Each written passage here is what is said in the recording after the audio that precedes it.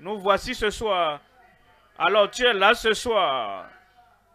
Et nous parlerons plus de Jésus. Et tout besoin de ta vie sera pourvu au nom de Jésus. Père, nous t'adorons. Nous te célébrons. Nous t'honorons. Seigneur Jésus, nous reconnaissons ta présence, ta puissance, ta provision ici. Saint-Esprit, nous savons que tu es là. Et tu prends soin, tu te soucies de chacun de nous. Et je prie que l'Esprit de Dieu bouge partout ce soir et fasse des prodiges, des miracles, des signes dans chaque vie. Confirme le Seigneur au nom de Jésus. Nous prions. Que Dieu vous bénisse. Pouvez vous asseoir. Nous parlons toujours de Jésus, le tout suffisant. Et ce soir, nous considérons Jean chapitre 7, Jean chapitre 8 et Jean chapitre 9. Nous parlons de Jésus, la source de plénitude, de liberté et de bonne santé. Ça dit tout. Jésus, la source de plénitude, la source de liberté et la source de bonne santé. Voyons Jean au chapitre 7, verset 37. Le dernier jour, le grand jour de la fête, Jésus se tenant debout, s'écria: si quelqu'un a soif, qu'il vienne à moi et qu'il boive.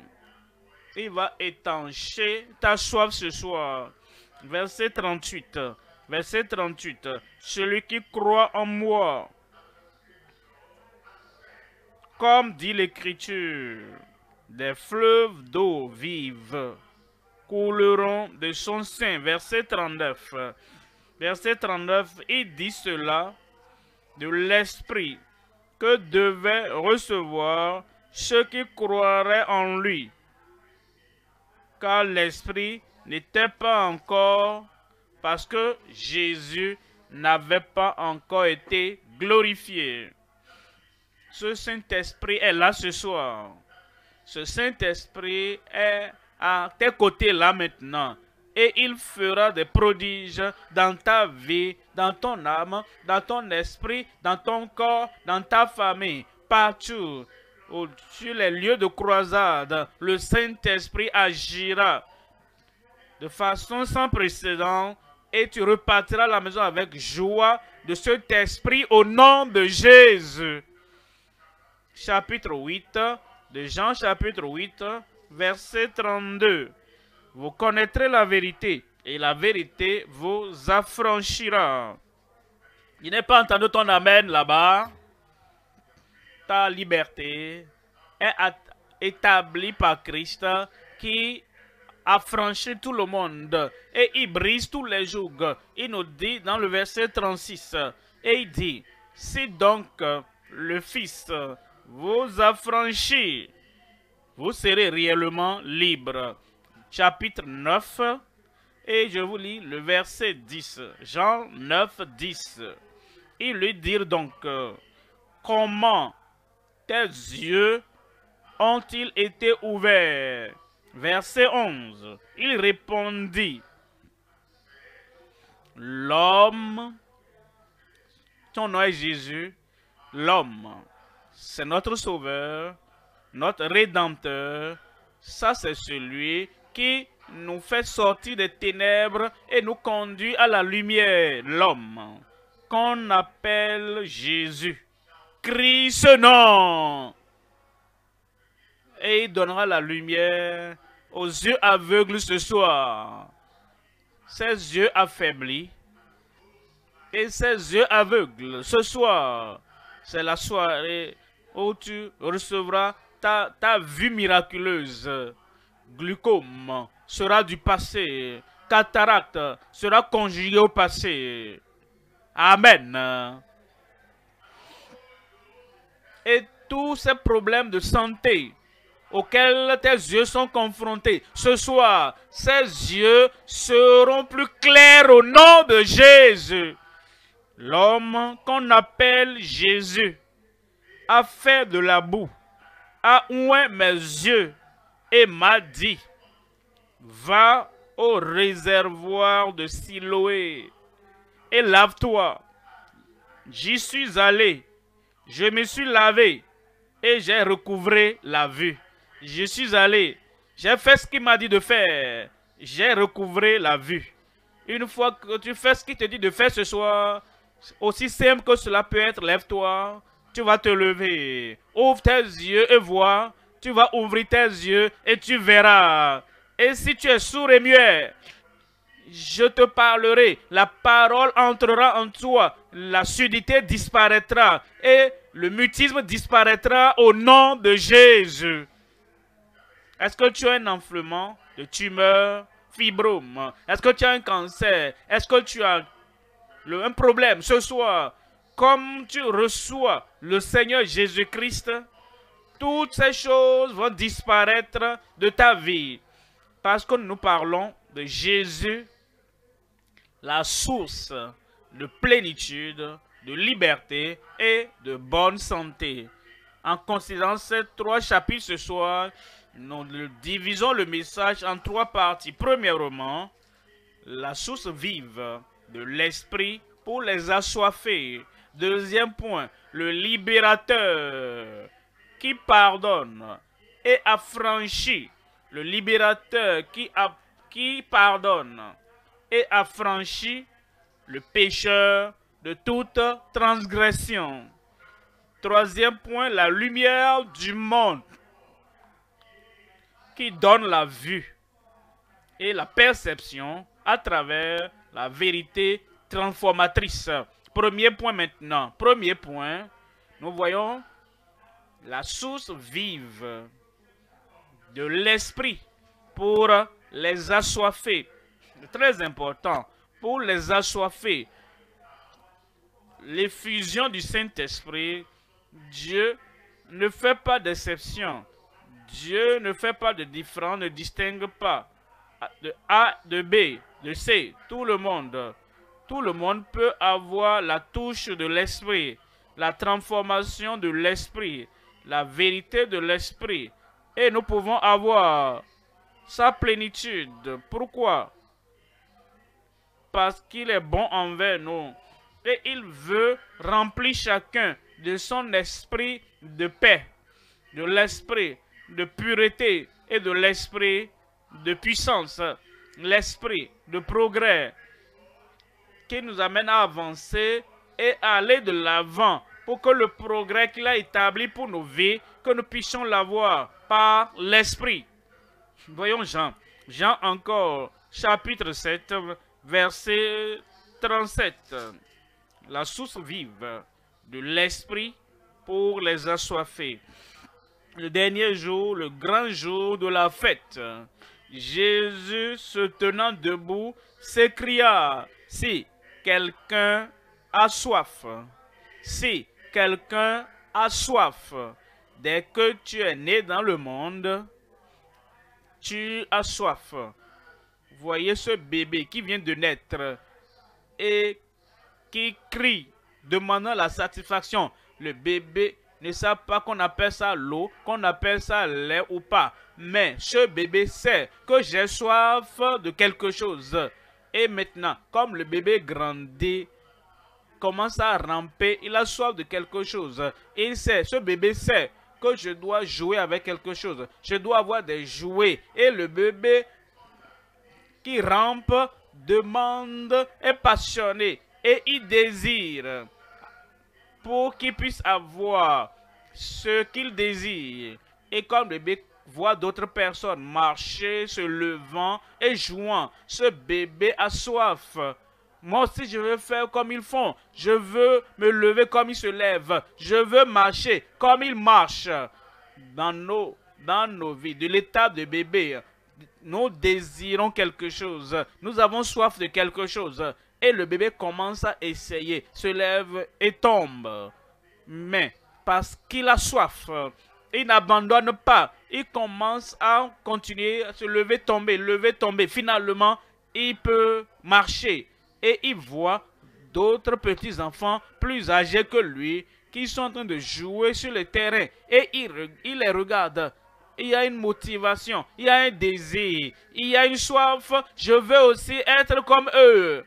Et ils voient les grands frères qui vont à l'école et le bébé, il veut jouer avec les couleurs, il veut jouer avec les brosses parce que c'est créé en l'homme. Nous devons avoir soif. Et quand vous prenez de l'âge dans la vie et vous avez fait ci, vous avez eu ça, le seul défi maintenant, vous n'êtes pas assez bon que vous devez l'être. Vous n'êtes pas assez moralement sain comme vous devez l'être. Nous commençons à désirer. Oh, je mens, mais je n'aime pas ça. Oh, je trompe, mais je n'aime pas ça. Il voit ses faiblesses et il se demande. Il a soif de quelque chose. Il a soif de la vie morale. Il a soif d'une bonne vie. Et maintenant, il rencontre Jésus-Christ. Cette soif est satisfaite. Mais il est malade et il a soif. Vous savez, dans nos vies, tu es malade. Tu n'es pas en bonne santé. Tu as soif. Je veux être bien portant. Voilà pourquoi les gens vont partout et ils vont n'importe où. C'est la soif qui les pousse, qui nous pousse à aller par-ci, par-là. Alors partout. Et comme nous venons ce soir, nous avons soif. Moi, j'ai soif.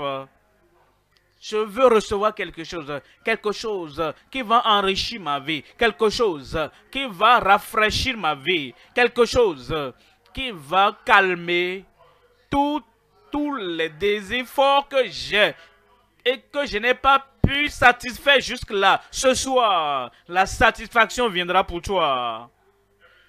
Tout ce dont tu as soif, l'Esprit de Dieu va le faire dans ta vie au nom de Jésus. Et vous savez, comme nous prenons de l'âge, nous voyons ce qui se passe dans la vie d'autres personnes. Et tu te demandes, comment est-ce qu'ils arrivent à le faire? Alors, ils mentionnent un mot. Comment? La puissance de l'esprit. La puissance dans ta vie. Alors tu te dis, tu te regardes et tu dis, honnêtement, je dois accepter que je suis impuissant. Il y a beaucoup de choses que je voudrais faire, mais je n'arrive pas. Je suis impuissant. Et tu commences à chercher la puissance. Voilà pourquoi tu es là ce soir. Tu as soif et tu cherches la puissance de Dieu dans ta personnalité, dans ta personne, dans ta vie. Cette puissance va arriver dans ta vie ce soir au nom de Jésus.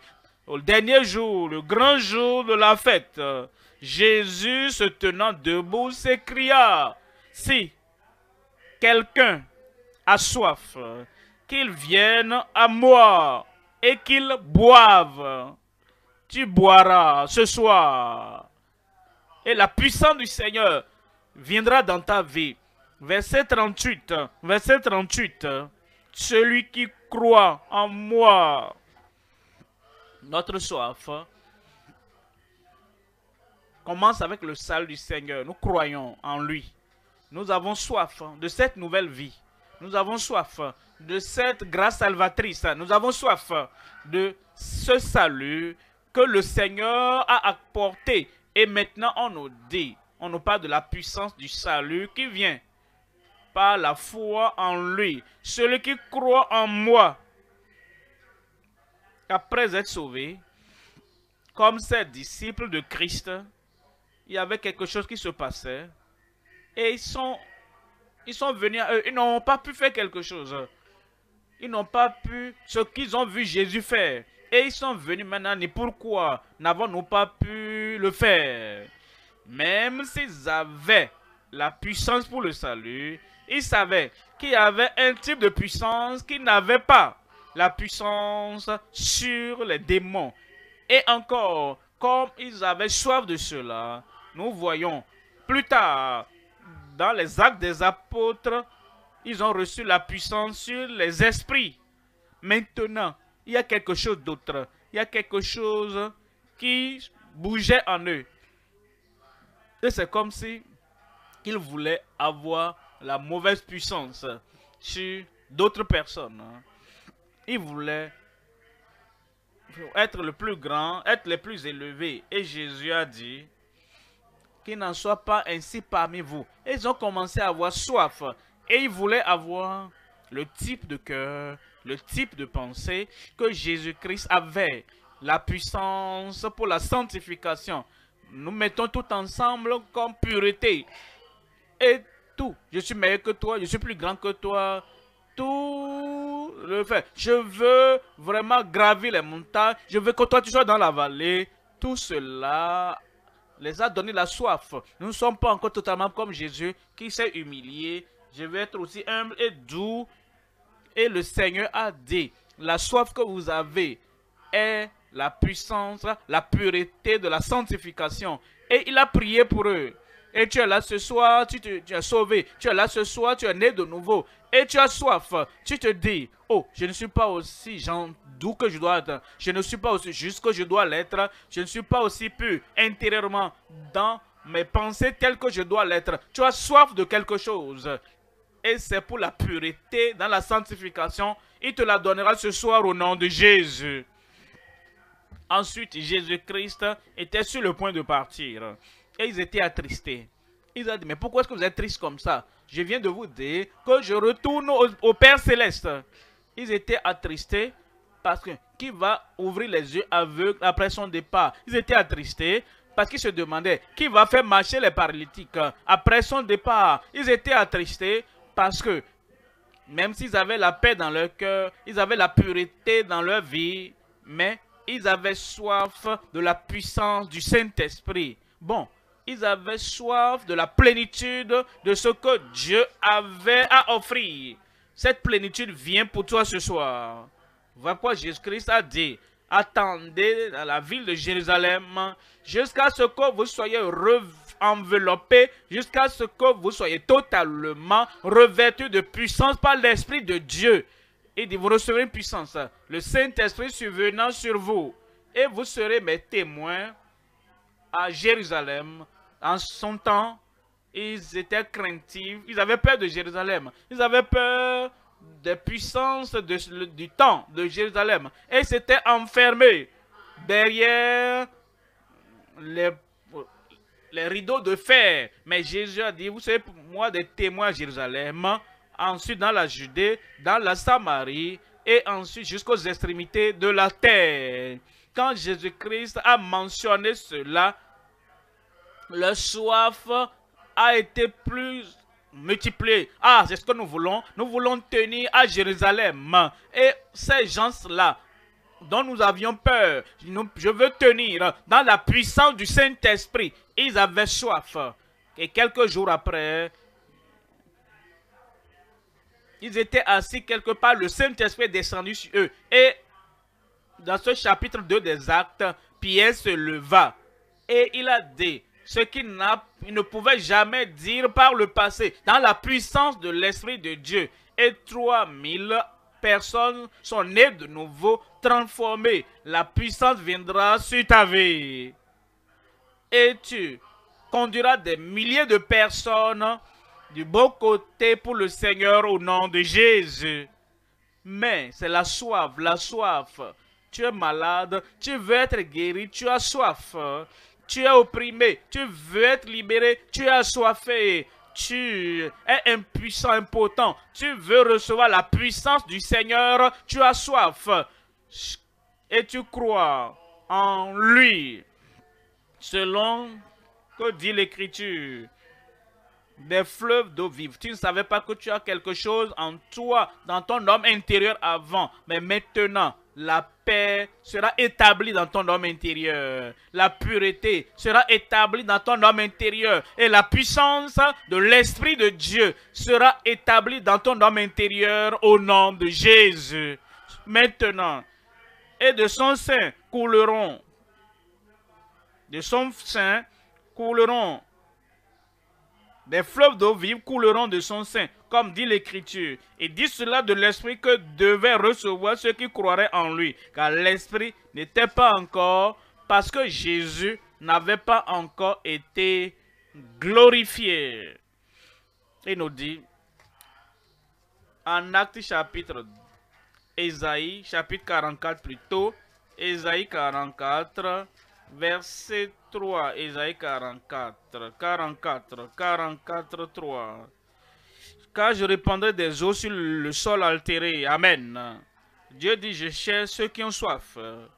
Et je vais répandre des eaux sur ceux qui ont soif. L'eau représente quelque chose de rafraîchissant, quelque chose de renouvelant, quelque chose qui transforme, quelque chose qui amène les vides sèches à retrouver la vitalité. Si c'est là ta soif, si c'est là ton désir, moi je répandrai des eaux sur celui qui a soif et des ruisseaux sur la terre desséchée. Je répandrai mon esprit sur ta race et ma bénédiction. Voyez cela? Quand l'eau vient sur le sol altéré, si l'esprit vient sur les assoiffés, et mes bénédictions sur les bénédictions ce soir. Bénédiction ce soir. Et tout ce qui est desséché dans ta vie, tout va être. Et cette eau sera répandue sur toi au nom de Jésus. Acte 2, verset 38. Acte, chapitre 2, verset 38. Acte 2, 38. Pierre leur dit, repentez-vous et que chacun de vous soit baptisé au nom de Jésus-Christ. Acte 2, 38. Pour le pardon de vos péchés. Les gens ont vu la liberté en Pierre, la liberté dans la vie des apôtres et ils se demandaient comment ces gens-là peuvent être si libres. Et voyez comment ils parlent librement et voyez comment ils déversent leur cœur. Nous voulons avoir ce qu'ils ont. Tu l'auras. Ils avaient le pardon, mais cette libération, ils avaient la pureté, ils avaient la puissance. Et comme ils se sont levés, prêchant, comme ils se sont levés, s'exprimant avec l'abandon total de soi, qu'est-ce que nous allons faire? Nous avons des culpabilités qui nous maintiennent. Nous avons des culpabilités qui nous retiennent. Qu'est-ce qu'il faut faire? Pierre a dit, repentez-vous et que chacun de vous soit baptisé au nom de Jésus-Christ pour le pardon de vos péchés et vous recevrez le don. C'est un don. Vous devez avoir soif. Comme vous avez soif ce soir, vous recevrez le don du salut, le don de la sanctification, le don de l'esprit. Tout est disponible pour vous. Verset 39. Verset 39. Car la promesse est pour vous. Car la promesse est pour vous. Vous avez soif. Venez boire. Vous désirez. Venez boire. Vous êtes passionné. Venez boire. De la présence, de la plénitude de la présence de Dieu. La promesse est pour vous. Pour vos enfants. Et tous ceux qui sont loin, en aussi grand nombre que le Seigneur notre Dieu les appellera. Il t'appelle. Il t'appelle. Il m'appelle. Il m'appelle. Tout ce que Dieu appellera, comme tu réponds à cet appel, la paix va couler dans ton cœur. La paix va remplir ton cœur. La pureté va saturer ta vie. Et la puissance va t'envelopper. La puissance. Tu seras immergé dans la puissance de l'esprit. Premier point, la source vive de l'esprit pour les assoiffés. Deuxième point maintenant. Deuxième point, le libérateur qui pardonne et affranchit le pécheur de toute transgression. Ce chapitre 8 est très important, très instructif et très inspirant. Ce qui est arrivé ici, dans Jean 8, il y avait une femme. qui avait été surprise dans une situation où elle ne devrait pas être. J'ai dit qu'elle a été surprise. Je n'ai pas dit qu'elle a commis. Parce que pour commettre le péché, tous sont péchés. Et ils sont privés de la gloire de Dieu. Et les pharisiens, qui étaient pécheurs eux-mêmes, ils regardaient et ils l'ont surpris. Mais l'Esprit de Dieu va attraper ceux qui attrapent. Est-ce que vous avez entendu ça? Le Seigneur va attraper ceux qui attrapent les autres. Et quand ils l'ont attrapé, ils ne pensaient pas à leur vie. Ils l'ont amené. En réalité, ils l'ont forcé. Ils l'ont traîné jusqu'à Jésus. Et ils ont dit, nous avons attrapé, surpris cette femme. Écoutez l'histoire entière. Et elle a commis ceci. Moïse a dit que nous devons lapider une telle personne pour qu'elle meure. Et ils ont dit, maintenant, que dis-tu? Quand vous avez la culpabilité, la condamnation, ne restez pas avec les pharisiens et les sadducéens et les gens qui se disent plus saints que tout le monde. Parce que tout ce qui demandent, c'est pour vous détruire, vous condamner, vous crucifier, pour vous débarrasser de vous. Mais Dieu merci, quelqu'un dise que Dieu merci. Ils ont amené, ceux qui attrapent les gens, ils l'ont amené à Jésus. Le meilleur endroit où quelqu'un peut t'amener. Là, il y a la culpabilité. Là, il y a la condamnation. Là où tu as fait quelque chose de mauvais. La meilleure personne chez qui on peut te reporter, c'est te reporter à Jésus. J'ai dit, c'est te reporter à Jésus. Ces pharisiens, ils ne savaient pas. Ils ne savaient pas. Ils sont devenus des évangélistes. Parce qu'après avoir surpris la femme, ils l'ont amenée à Jésus. Mais ils espéraient une chose, que Jésus, qui est si saint, qui est si pur, qui est si grand, qui est si céleste, que la fin était venue pour cette femme. Non.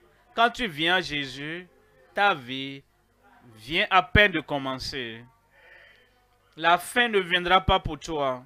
Mais j'ai péché, non? Oui. On t'amène au Sauveur. Mais je suis coupable. Mais on t'amène chez celui qui donne la grâce. La grâce viendra à toi ce jour. Ainsi donc, Jésus a dit, celui qui est sans péché parmi vous, jette le premier la pierre contre elle. Il écrivait par terre. Et ils ont été convaincus. Et Jésus les a attrapés. Il va attraper tous ceux qui t'attrapent. Tous ceux qui pensent qu'ils sont trop gros pécheurs, que tu es un grand pécheur. Et la chose suivante, c'est la mort. Et ils pensent que Jésus va d'accord avec eux. Jésus ne va jamais s'accorder avec ceux qui veulent te lapider et te tuer. Parce que tu as fait quelque chose qu'ils appellent impardonnable. Eux tous, l'un après l'autre, ils se sont retirés. Ils vont partir. Ils ne vont plus opprimer ta vie. Ils ne vont plus menacer ta vie. Parce que Jésus était devenu le libérateur. Et il pardonne tous tes péchés et t'a franchi. La grande erreur que cette femme aurait pu faire, c'est de quitter Christ pendant que ces gens-là l'accusaient, pendant qu'il s'en allait.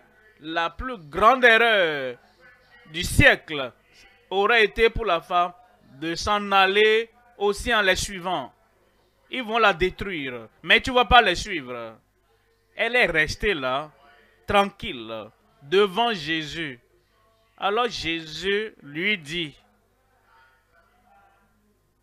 je ne te condamne pas non plus. Tu n'as pas dit amen à cela. Cette femme a respiré profondément. Je ne te condamne pas non plus. Jésus, le juste, le pur, le parfait. Et moi, je suis imparfaite. Et je suis allé très loin. J'ai commis cela. Il espérait que celui qui n'a pas de péché. Et Jésus n'avait pas de péché. Et elle espérait qu'il prenne la pierre. Et Jésus était qualifié pour prendre la pierre et la lapider. Parce que lui, il était parfait. Au-delà de toute perfection sur terre. Mais Jésus ne va pas te condamner. Jésus ne va pas te lapider. Jésus ne va pas te chasser, t'envoyer en enfer. Il dira, je suis venu dans le monde pour des gens comme toi.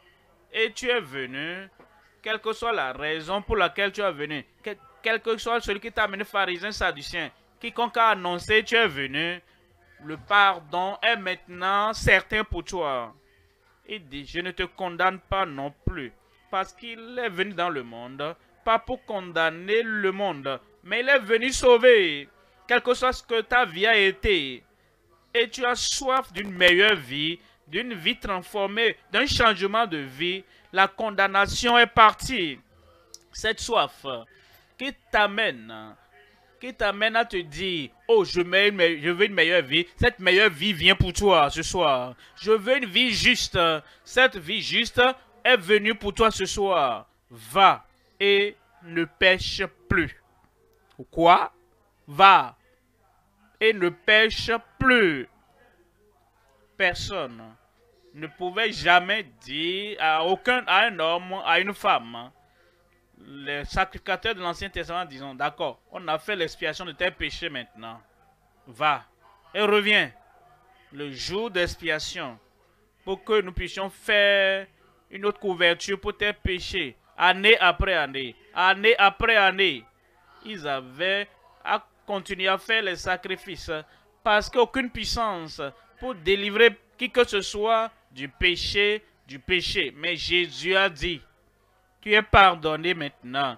Et avec le pardon, je te donne la libération. La libération pour toi. La libération pour toi. Va et ne pêche plus. La grâce, la puissance, la force, le désir de mener une nouvelle vie. Tu as ça ce soir au nom de Jésus. Ma condamnation est annulée. Je ne t'ai pas entendu. Ma condamnation est annulée. Dis-le pour toi-même. Ma condamnation est annulée. Ma sentence de mort est annulée. Tu ne mourras pas dans le péché. La nouvelle vie est venue maintenant. Le ciel ne te condamne pas. Le ciel à travers Christ t'a donné le pardon ce soir. Va avec la nouvelle force et ne pêche plus. Verset 12. Verset 12. Jésus leur parla de nouveau et dit, en parlant à la femme, il parle maintenant à tout le monde. Il te parle, il me parle. Et il parle à tout le monde disant, je suis la lumière du monde.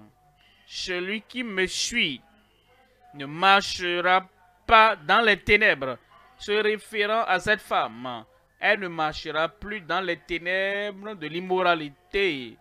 Elle ne marchera plus dans les ténèbres de l'iniquité. Elle ne marchera plus dans les ténèbres du mal, de la transgression. Et d'elle et pour tout le monde, il dit, celui qui me suit ne marchera pas dans les ténèbres, mais il aura la lumière de la vie. J'ai, tout le monde, j'ai la lumière de la vie. Il vient à toi et il te donne cette vie. Et il te donne cette grâce. On nous dit dans le verset 30, verset 30, comme Jésus parlait ainsi, plusieurs crurent en lui. Et comme tu entends ces paroles, ton cœur dit, oh, je ne savais pas. Maintenant, je sais que Jésus pardonne. Je sais que Jésus a franchi. Je crois. Et comme il parlait, ainsi plusieurs crurent en lui. Verset 31. Et il dit aux Juifs qui avaient cru en lui, si vous demeurez dans ma parole, je vais demeurer. Je vais demeurer. Ça veut dire quoi? Revenons à la femme. Cette femme a entendu la parole du pardon. L'assurance du pardon va.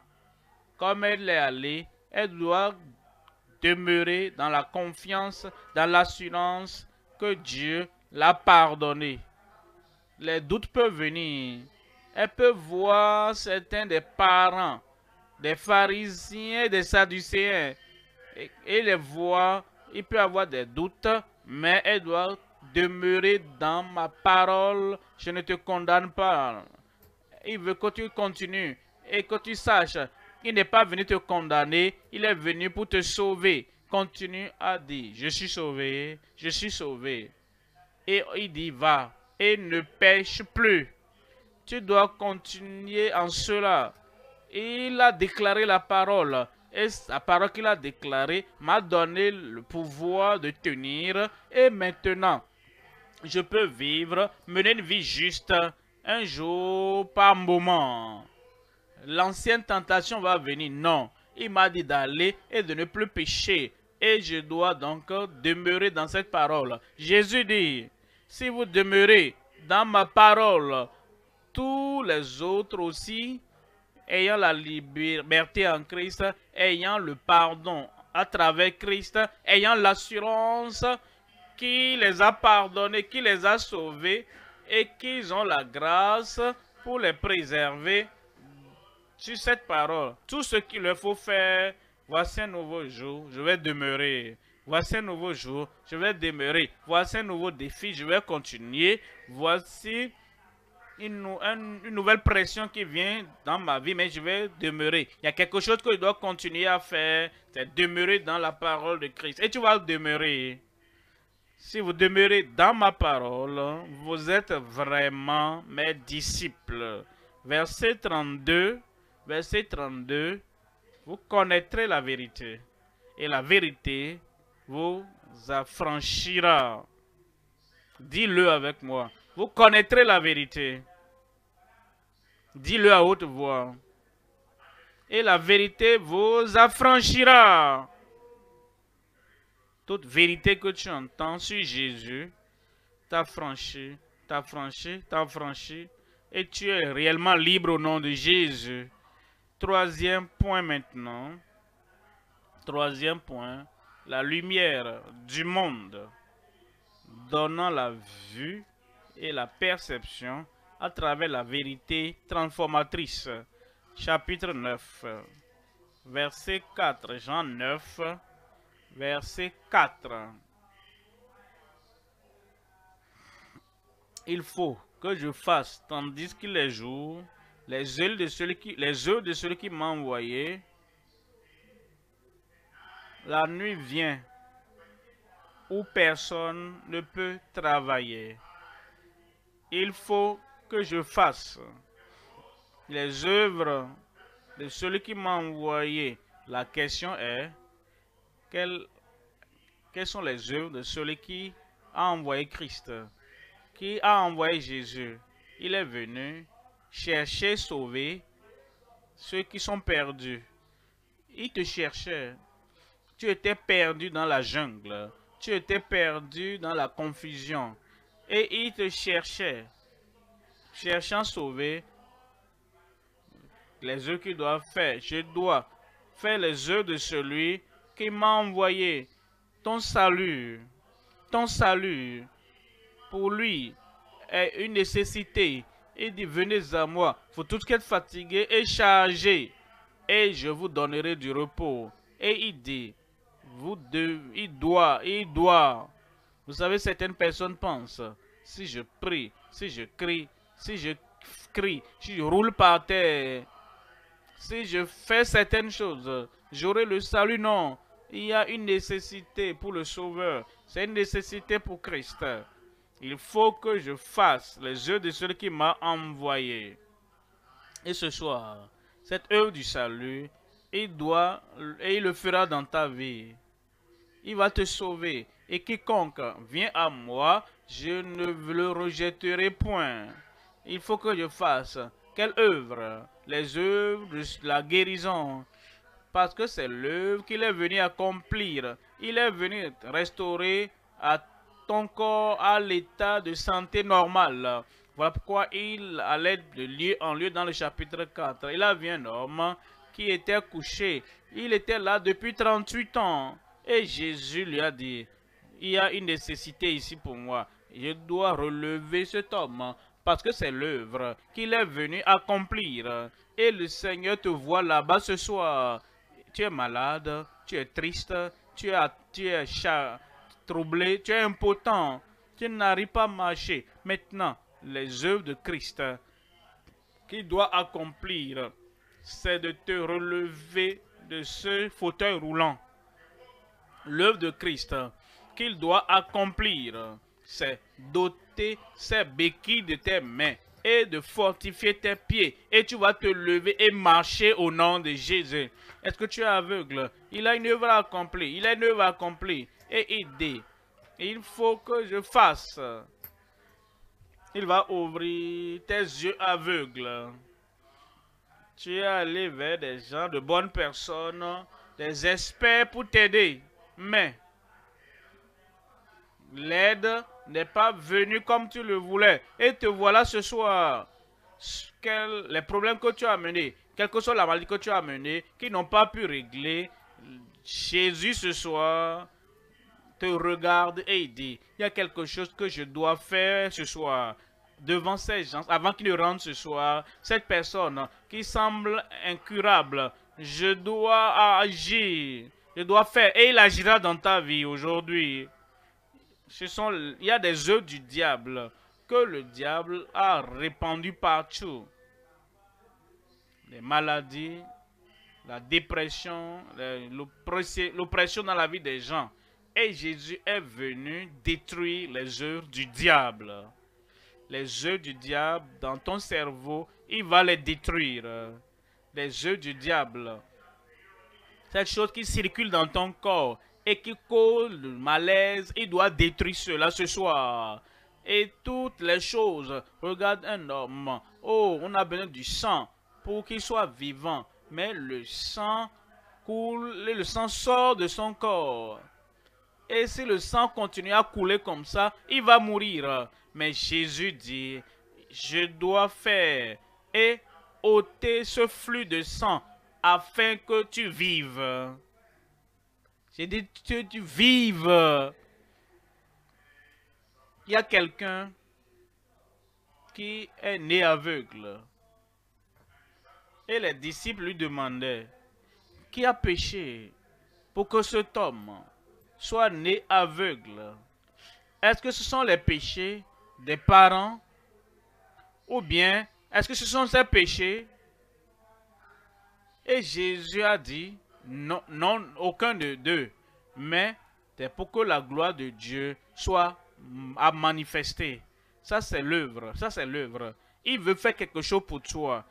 Pour que la gloire de Dieu soit manifestée dans ta vie au nom de Jésus. Alors l'homme qui était né aveugle est allé à Jésus. Et Jésus a fait de la boue, a placé dans ses yeux. Et a dit, va te laver.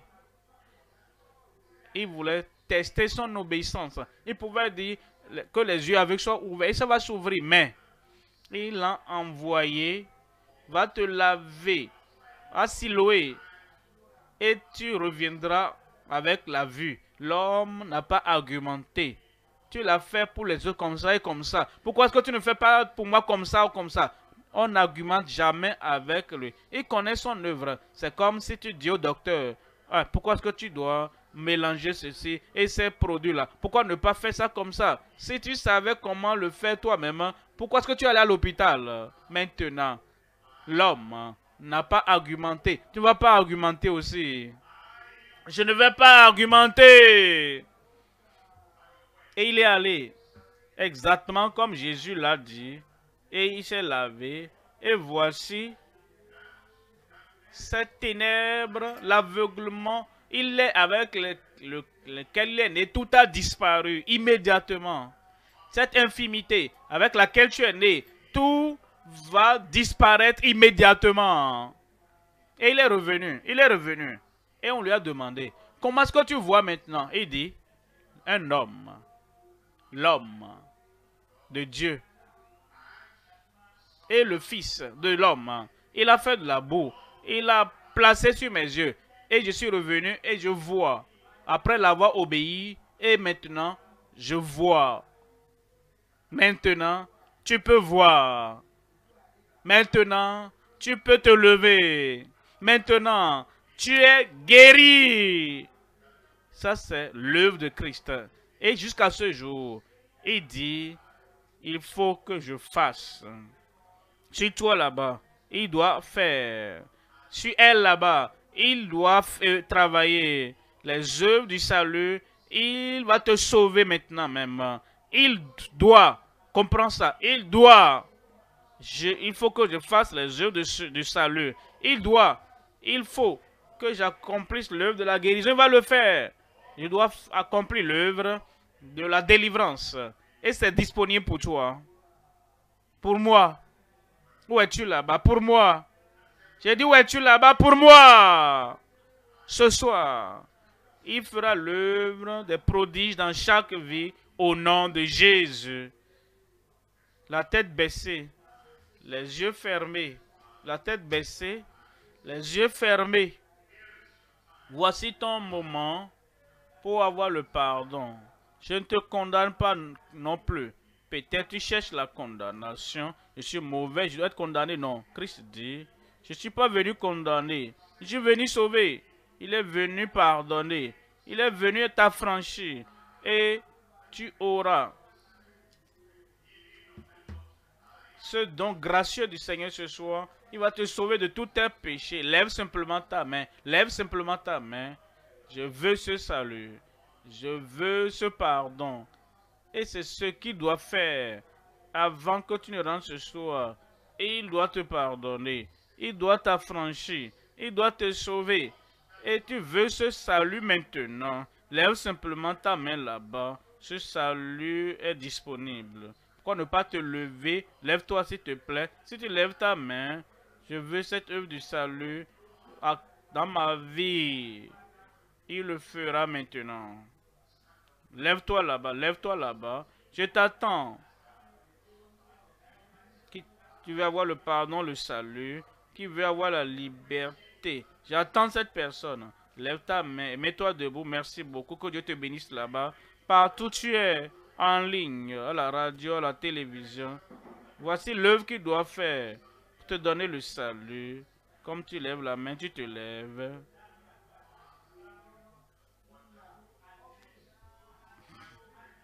Au nom précieux de Jésus, nous demandons que tous ceux-là qui ont levé la main, tous ceux-là qui se lèvent, je prie que ton pardon parvienne à chacun maintenant. Que la condamnation soit annulée. Que la mort spirituelle soit annulée. Et la joie du salut, l'évidence du salut, la réalité du salut parviennent à chacun maintenant au nom de Jésus. Seigneur, nous savons que cette œuvre du salut, tu dois l'accomplir. Tu l'as fait. Il l'a fait. Vos péchés sont pardonnés maintenant. Il vous donne la grâce, la force. Et il vous donne la capacité d'aller et de ne plus pécher. Vous êtes maintenant candidat pour le ciel. Merci Seigneur. Merci Seigneur. Au nom de Jésus, nous prions. Amen. Que Dieu vous bénisse. Toujours debout. Toujours debout. nos conseillers sont là. Ils vont vous aider. Ils vont enregistrer vos noms pour que nous puissions vous aider.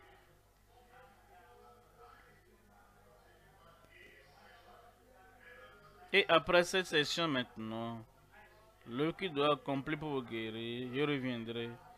Et vous aurez votre guérison ce soir.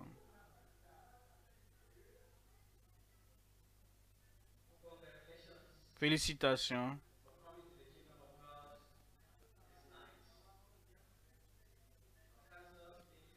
Le conseiller.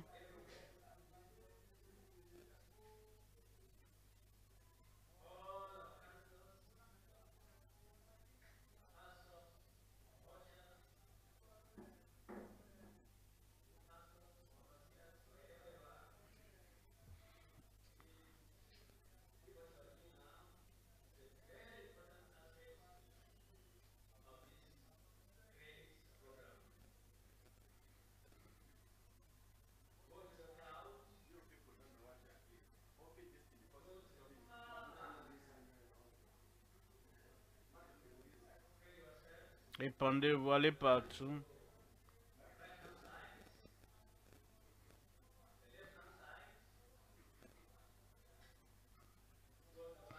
Derrière, n'importe où, allez partout.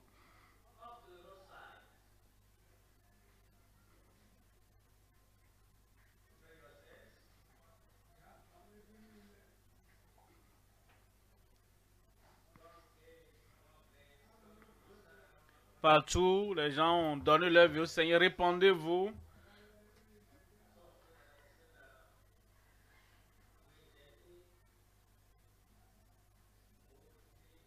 Allez, allons-y rapidement.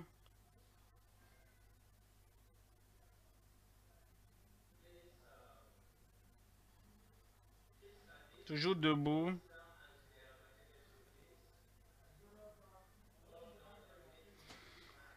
Partout nous sommes, occupons-nous de ceux-là qui ont levé leurs mains.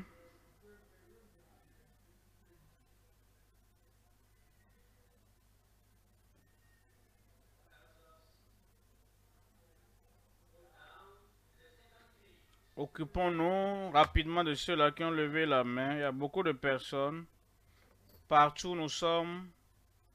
Faisons-le rapidement, s'il vous plaît.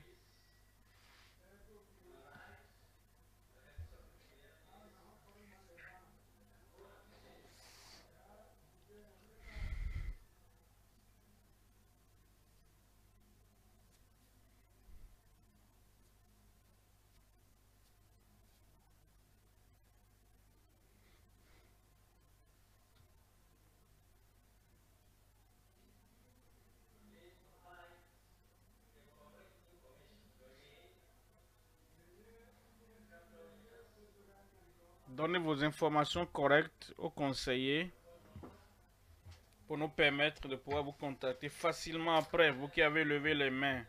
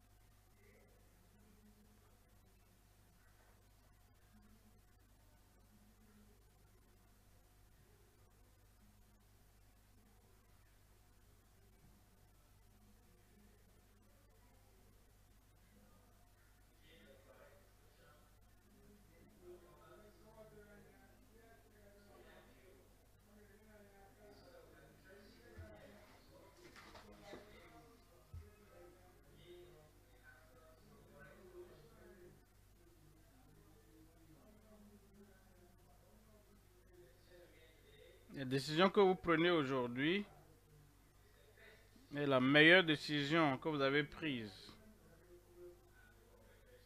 Et nous vous félicitons pour ça.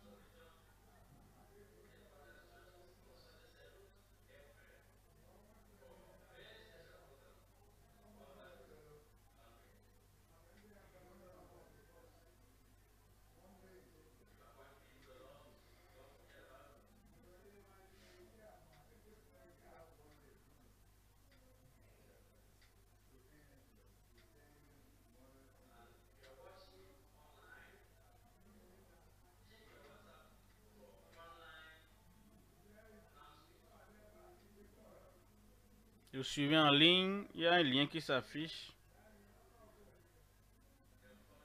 Et suivez les instructions qui s'en suivront.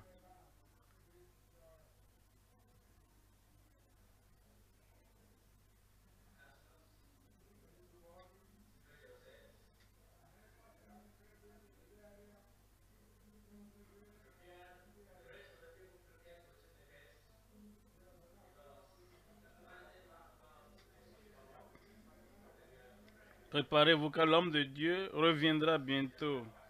Prépare-toi, dit Seigneur. Aujourd'hui, tu n'échapperas pas au miracle de Dieu.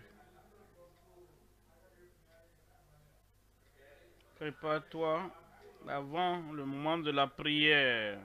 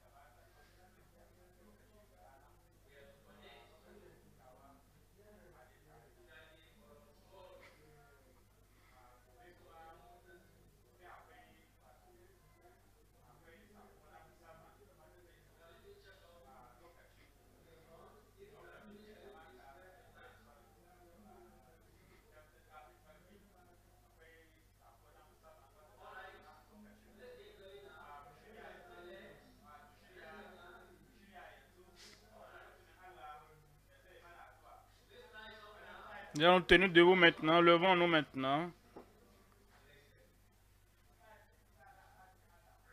Gloire à Dieu. Je dis gloire à Dieu. Le Seigneur agira dans ta vie maintenant. Miracle. Miracle. Guérison. Délivrance. Les yeux aveugles seront ouverts. Les sourds entendront. Les muets parleront. Les paralytiques vont se lever pour marcher. Et ça va t'arriver. Chacun recevra le miracle dont il a besoin. Parce que Jésus a dit, il faut que je fasse. Il va agir dans ta vie. Tu lèves la main et tu mets l'autre main là où tu as le défi, là où tu as la maladie. Et tu lèves la main pour montrer que je suis là. Le Seigneur te verra et agira. Et après le dernier Amen, tu vas t'examiner, il aura fait. Amen. Lève cette main, là où tu as le défi, en ligne, partout. Père, nous te remercions. Tu as envoyé Jésus-Christ à nous pour qu'il puisse agir et fasse l'œuvre dans la vie de chacun. Je demande, Seigneur, comme j'amène chacun devant toi, que tu touches chacun de façon miraculeuse au nom de Jésus. Seigneur, guéris les malades, délivre les opprimés, brise tous les jougs et que tout problème que chacun a amené devant toi, règle les problèmes et ôte les problèmes au nom de Jésus. Esprit d'insanité, de folie, je te commande, sors au nom de Jésus. Les yeux aveugles, les yeux faibles, Dieu vous touche maintenant même. Ouvrez ses yeux aveugles et voyez ce soir au nom de Jésus. Ceux qui sont sourds et muets, je prie que le Seigneur touche vos oreilles, votre corde vocale. Commencez à entendre et à parler au nom de Jésus. Ceux qui ont d'enflement de tumeurs sur le corps, enflement de goitre, de bosse, de fibrome, de tumeur, quelle que soit la nature, sortez au nom de Jésus. Et ceux qui ont la paralysie de n'importe quelle forme, polio, le Seigneur vous touche maintenant. Le Seigneur fait l'œuvre qu'il doit faire maintenant dans votre corps. Recevez la force, recevez la puissance. Levez-vous et marchez au nom de Jésus. Cancer, vous êtes guéri. Ulcère, vous êtes guéri. Problème de foie, vous êtes guéri. Tout problème interne, vous êtes guéri. Et toute puissance qui vous maintenait lié dans l'impotence, vous êtes délivré au nom de Jésus. Seigneur, partout maintenant, à droite, à gauche, devant, au milieu, derrière, de l'autre côté, partout sur la clôture, l'œuvre de miracle, guérison, de délivrance est accomplie maintenant au nom de Jésus. En ligne, à la télé, à la radio, vous écoutez, dans tous les niveaux, médias sociaux, miracles partout, guérison partout, délivrance partout. Seigneur, nous t'honorons parce que tu nous as dit que c'est l'œuvre que tu dois accomplir. Et c'est fait. C'est fait. C'est fait. Au nom de Jésus, nous prions.